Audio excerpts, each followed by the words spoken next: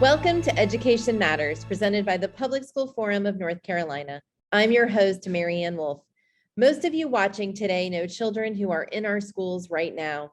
We've talked a great deal with educators and students themselves about the challenges and promising moments of this year.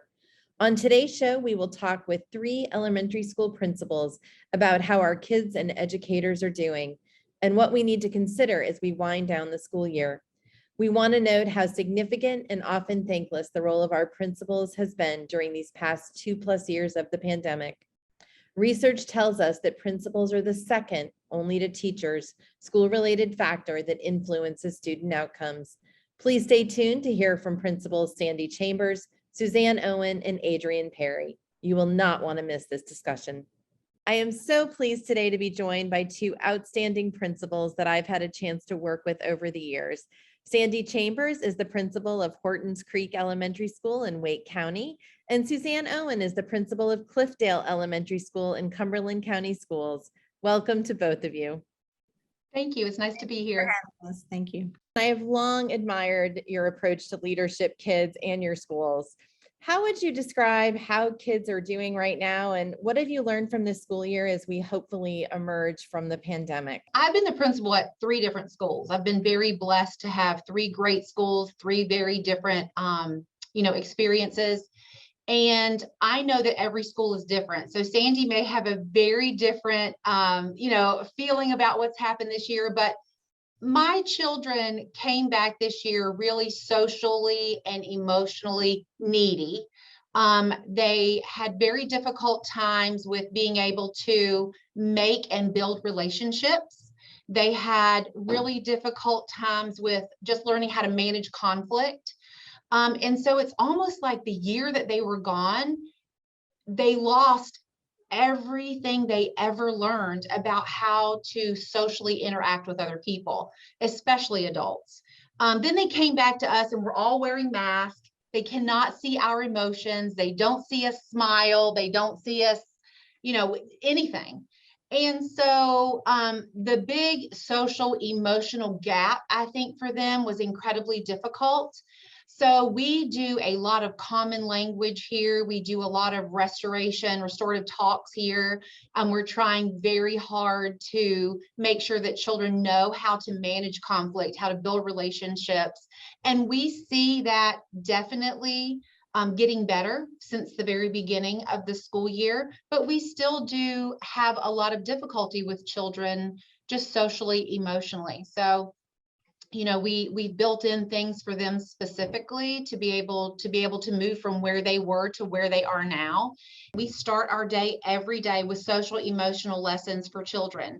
So for a minimum of 20 minutes, most classes are 30. We do a social emotional lesson with every child before we start their day. And every child has the opportunity to talk about what happened last night. Like when you got home, what happened after school? Or Georgie, why are you so grumpy today? So just giving children the opportunity to use their words to be able to understand their triggers and also to be able to understand, why am I sad today? Or why am I feeling this way today? And then normally at the end of the day, we'll take 10 minutes and we will wrap up that social emotional lesson. So not only are we talking about what happened to you when you got home last night, but what happened to you during the school day that might have triggered you to feel some kind of way, or even what made you happy? What let your joy shine on other people? So I'm very excited about that. And I'm also excited about the fact that we work very, very hard, because Sandy and Mary Ann, I'm telling you, we've had a lot of behavior issues. So we work really, really hard to do restoration with our children so they understand, where is that coming from? Why is this happening? What can I do just as a citizen to be the very best citizen I can be? Sandy, I know you also have experience in a couple of schools, so I'm curious to see, how your kids are doing and what you've learned this year as we emerge. Well, I can definitely say that our students were so excited to return to school. We, in Wake County School, we were able to come back to in-person learning in the fall of 2020, but we still had a virtual academy available for students who felt uncomfortable or families that felt uncomfortable. So at my particular school, we probably had about 30% of our students in person. So which was not a lot. But what I would say that I've learned through this whole thing and how our kids are doing now that we have probably this year, we have about 80% in the building in person. They are doing much better socially and emotionally. However, I would agree with everything Suzanne said, but I would also add that our work habits, the work habits that the students would have continued to build on starting in kindergarten of, how do you sit and listen for 10 to 15 minutes? How do you collaborate with others? How do you, socialize on the playground? How do you communicate in the cafeteria? And then, again, just behavioral habits, but then work habits in the classroom was really tough and has been tough for our kids because they have not been constantly reminded of this is how, okay, now we're going to transition to this and we're going to transition. It's going to take us 30 seconds. So that whole piece of being in a classroom when you probably have 2 hours, a 2-hour block, how are children working during that time? Are they on task? Or are they on task for 5 minutes and then they're going to the bathroom, and they're on task again for 5 more minutes and then they're going to the bathroom? So our kids have not built up that stamina. Those work habits are really lacking. And so that's one thing that we've been working on. And we noticed probably after the first quarter that, it's not behavior, it's work habits. We need to focus on our values as a school and what is the culture we've been cultivating before COVID, and what is the culture we want to continue to cultivate through this pandemic. And the good thing is it's the same. So our creed is all about how other people matter, how we value other people, and just the connections, that relationships is what's really important, how we're going to get through things, and how we value equity in not just our students, but in our staff and our community, knowing that we can be ourselves and we can be who we are, and no one feels ashamed of where they come from or what they're excited about or what they want to celebrate. That to me is an example of our creed and our culture continuing the same and just continuing to build it up. I know both of you so value the educators and how important they are to our students and our schools. And I'm just curious to hear, how can we best support educators in our school communities and also across the state? And I know you all are noticing some trends that are worrisome. We've got to listen to our educators. Our educators are so fragile at the moment. And I don't think any type of monetary, prize or treat or anything that we can dangle in front of them right now is going to help unless we listen and we learn and we do something. We act on what they're saying to us, because it's more than just, hey, I need a raise. It's more than that. They need that social support, that social emotional support. They also need to know that we care about them as well. And what's going on in our society is in the school, is in the classroom, and it's impacting all of us in different ways. And I think we have to listen. We also have to acknowledge what everyone's going through. And I don't really feel like that's kind of been what everyone's doing. Everyone's worried about me, and not really how can we continue to support education as we're moving through this pandemic. When thinking about my teachers right now, they're really just kind of hanging on. And we just had spring break last week, and they were just so excited to be able to have spring break and have that break. And when they came back on yesterday, they were so excited to be back. And I was really excited about that. And then today, one day later, I already see this kind of, the wind is coming back out of their sails. So we always talk about, with children, we talk about you have to Maslow before you bloom. And for those of you who are educators, you know exactly what I'm talking about. But we definitely say that about our children, but I would say that's the same thing for our educators.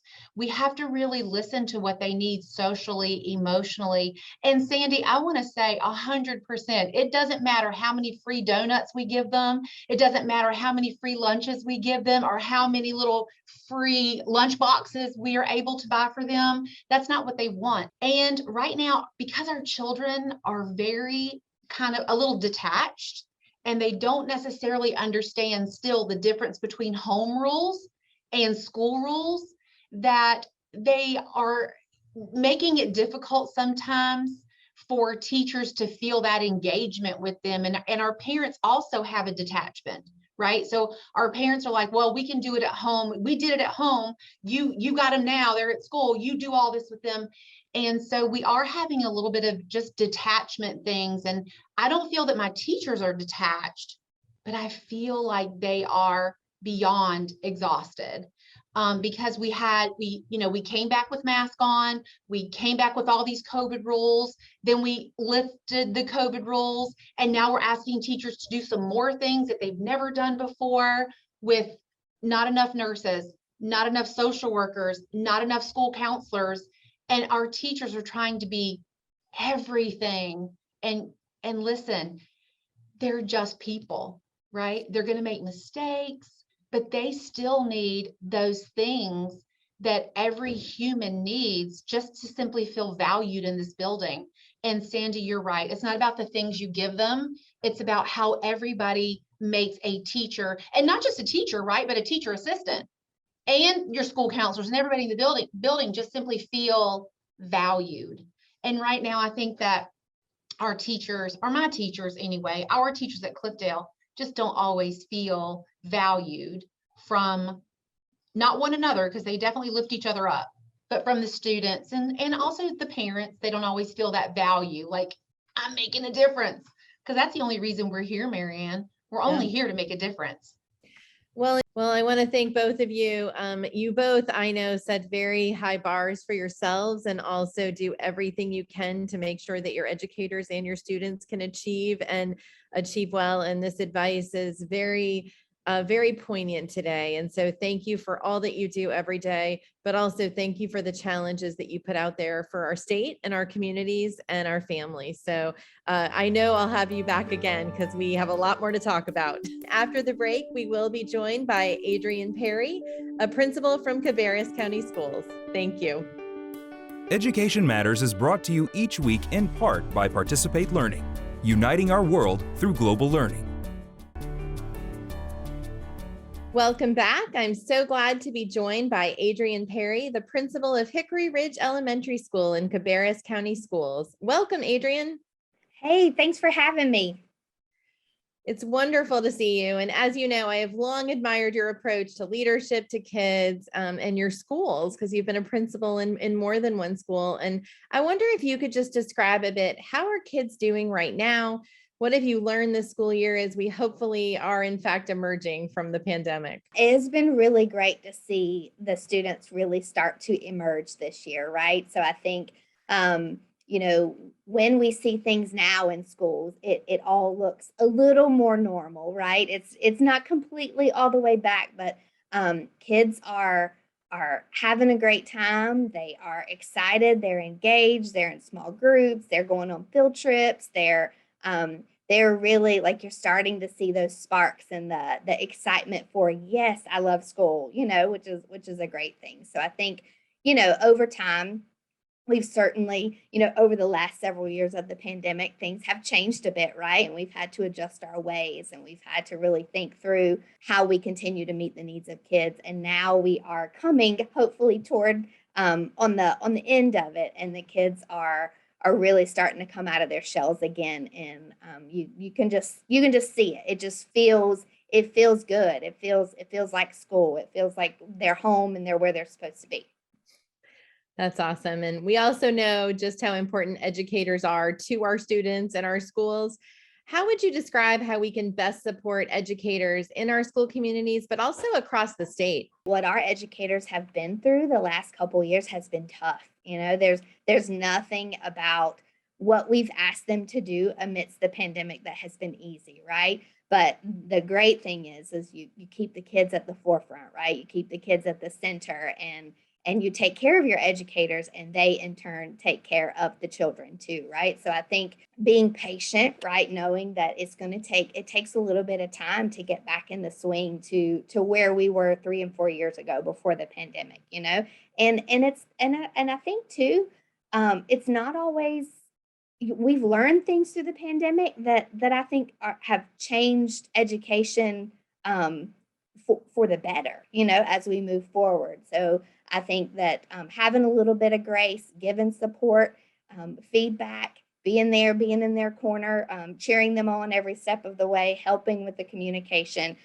because when the pandemic happened, right, we had a level of support in our classrooms that we had never seen before, right? We had families in our classrooms all the time, virtually. So I think that it is really nice. I think that our parents are excited to start to get back to normal and be physically in the buildings, in the classrooms, and just giving grace to our educators and support and whatever they need. If they need something to help them be successful, you figure out how to make it work. You've done a lot and had a lot of efforts around really the whole child and social emotional learning with pretty specific, I guess, and efforts in your school. I wonder if you could talk a little bit. School-wide, we have daily morning meetings, and we have our social emotional curriculum that our teachers all follow within the daily morning meetings. And the daily morning meetings are set there to help build community and collaboration, and really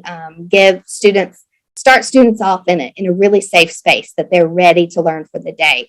We also do sensory integration and movement throughout the school. So we do a lot of work with how can you move purposefully? Like there's a difference between just a brain break and yes, you need to get up and wiggle. All kids need wiggles. As an adult, I need to wiggle, right? But how do you purposefully add movement to your learning? So when we think through some of our kids participate in sensory rotations. We have some full sensory integration classrooms that start their day every morning with sensory rotations, where they are having they could have hopscotch on the floor, that they're doing their sight words as they hop through. They could have the ball cups that they're tossing and catching, that they're doing multiplication facts or whatever is age appropriate for them. There are trampolines and balance beams and just places for them to wiggle and move. But the rotations are very purposeful, right? And they're tied around how can I move and cross my midline, or what can I do to really help engage my brain so I'm ready to learn, and really incorporating the academics into that movement. We also, our students that aren't in the full sensory integration classrooms, we do school-wide professional development and show how do you incorporate movement purposefully. So it's more of when it's, we're in 5th grade and we're learning about a specific subject in social studies. You can do a hopscotch and recite, the ways of a war that you're studying about, or whatever, right? You can get as creative as possible. The other thing that I think makes us unique, we have an encore classroom that all of our students go to. It's a sensory integration and mindfulness encore. And so our students get to go to this once every 8 days. And in this classroom, so kindergarten through 5th grade, they participate in, how do I do a sensory rotation? What does it look like? And it's really fun just to go in there and watch, because the kids are working on their balance incorporated with academics. And they're working on their, they might be bouncing on a trampoline and looking at sight words or whatever that fits their specific learning needs. But those things we found over time, when you engage students in movement and you engage them in movement while they are learning, they are ready, right? They are much more ready to learn, and they are kind of got the wiggles out, and now it's time to really dig in for a lesson or whatever you may be doing next. So there's a lot of purposeful movement. I think I could probably tell you a lot more, but that's the outer gist of all the things that we do. But it's really just about kids, and it's about meeting the needs of the kids, making sure that the kids have exactly what they need, and helping increase engagement so that they're excited about school and that they're ready to learn what we're teaching. Whenever you talk about this, Adrian, I always want to come and be in your school and how fortunate your students and educators are. So thank you for sharing that. Thank you so much for having me. You are welcome anytime, Mary Ann. Come on down. Thank you all for being here. And after the break, this week's final word. I have had the opportunity to work with hundreds of principals over the years, and I am often reminded about the very unique and often lonely position that principals have as school leaders. They are the only one in their building with their role, and they are the one who students, teachers, parents, and community members turn to when they're concerned about what's going on within a school. Principals are often unsung heroes, and this is especially true during the pandemic. Principals are the second most important school-related factor that impacts student outcomes, second only to teachers. Having a high quality and well-prepared principal matters for students, for teachers, and for communities. You can quickly see the impact of principals' leadership when you walk into the building and when you walk around with a principal who clearly knows every student by name and even from the connections around activities or what's happening in their lives. It changes the school. Because of their unique perspective, principals have an understanding of the wants and needs of almost all stakeholders in their schools.